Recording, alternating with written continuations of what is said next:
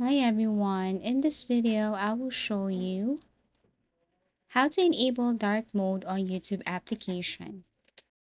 So first you need to open your YouTube application, make sure that you're using the latest version of your YouTube application.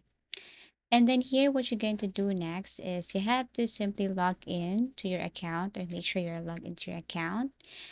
Now you have to locate your profile or YouTube profile. So you have to click this profile at the bottom right corner, tap this one. You should see the gear icon or settings and privacy. So what you're going to do is you have to tap on the settings or the gear icon.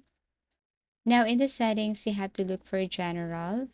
And in the general section, you have to look for the appearance. So you have to scroll down here and look for appearance. So this is the appearance feature or option. What you're going to do is you have to click that one and it will take you directly to the option. So in appearance options, you will see here, use device theme, light theme, and dark theme. So you have to click the dark theme right here since you want to enable dark mode on YouTube.